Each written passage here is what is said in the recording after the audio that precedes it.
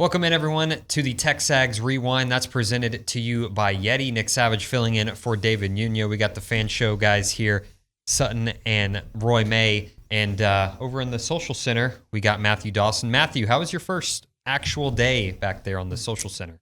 You know, I want to say I did good, but hey, there's always room for improvement. So I had a lot of fun, listened to a lot of great guests. Loved talking to Logan Lee. Do you remember what was on the rewind?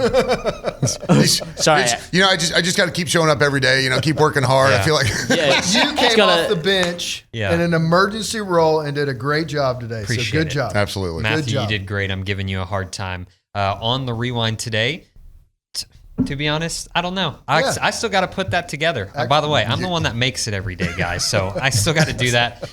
I'll probably put them in there. I'll probably put Joseph Jones, former Texas A&M basketball player, with Logan Lee as well. We had Aaron Torres. We had my good friend Andrew Monaco, and of course OB and Stephen McGee. My gosh! No, Thursdays are loaded, and it's just kind of like the fan show shows up, and you're like, oh well. Well, we had a pretty good conversation about TU, and we'll pick that up on the other side. Watch the rewind. It's favorable, right? It's like the beginning and the end are going to be big games. August 31st against Notre Dame at home. Obviously, a huge game.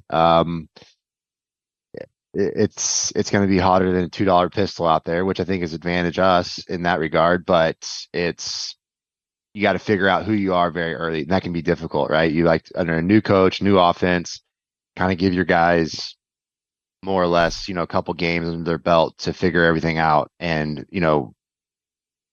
get their identity set.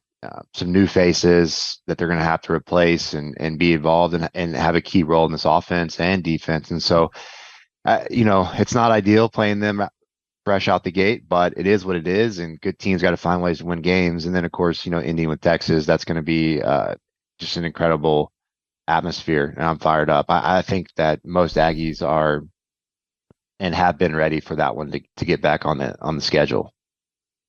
I'm going to take it away from the schedule for a minute, Stephen. If Nick wants to take it back, they're fine. But here's what I got to ask your thoughts on the whole dynamic involving, the football program now with a coach coaching the team in the bowl game who's already taken a job elsewhere, and now with the whole transfer portal and the opportunity, got the transfers and all these things. Maybe, you know how things work in a locker room. Maybe it's no big deal. So tell me if I'm wrong or if I'm overreacting to just the whole bizarreness of the situation. No, you're right. And, not just with the coaching changes, but I think in general, big picture bowl games that are, not the big games that matter. It's these sub bowl games that I think eventually the sponsors, you would think, are going to start to pull back and say, hey, is this really worth our sponsor dollars? When you see all the names and the rumors, and to me, it wasn't until Ross Bjork announced it, until Justin Moore, said this is the guy. To me, it was like I'm reading everything like everybody else, but you're a little more plugged in and you're like, he's not coming. No, It's not going to be him. So when it is someone like Mike Elko that you have a little bit of a relationship with, I think that helps immensely. And to me, that first box that Ross Bjork talked about gets Texas A&M. Mike Elko gets Texas A&M. Mm-hmm. The other thing that gets me is talking with Mike's wife, Michelle. When she said, we're home, that's when you've got the right hire. Yeah. That is big when the family, because it's more than, and again, I get it, coaches' wives, oh man, they don't get nearly enough credit, right? Mm-hmm. Because you're living that life. But that was a big thing. But knowing Mike, having dealt with Mike before, I think makes it a little more comfortable making that move. And I think it's the right move. I really do. I'm excited about what's to come.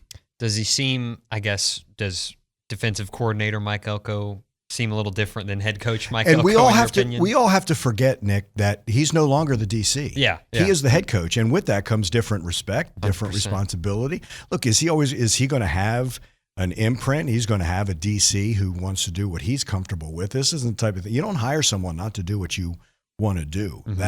But we all have to realize, okay, we all built the relationship on DC Mike Elko, but this is head coach Mike Elko. Mm-hmm. It's the same respect that every other head coach gets.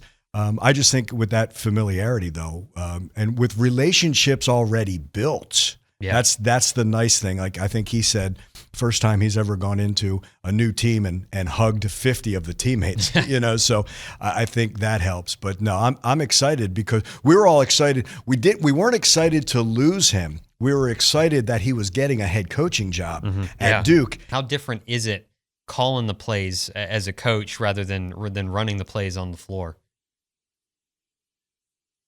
It's really different.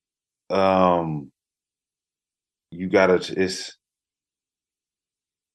even though I don't know how to play chess that well, I look at it like chess. You got to try to think, moves ahead, call some plays that'll, possibly set up some things later on in the game.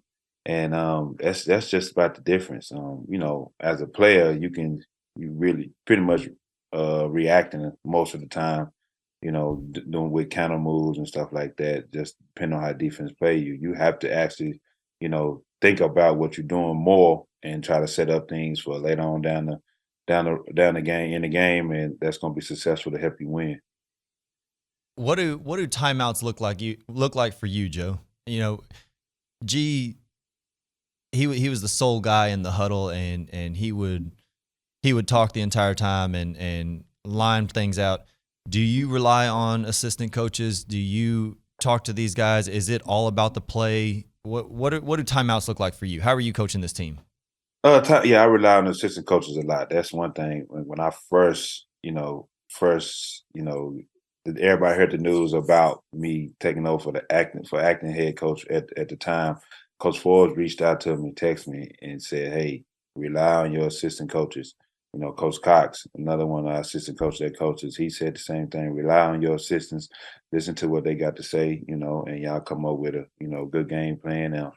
And it's been working. I listen to them, lean on them guys a lot. They always have some good advice for me, and we distribute it and give it to the players as needed. Is your goal eventually to be a head man at a school one day? Is that your goal?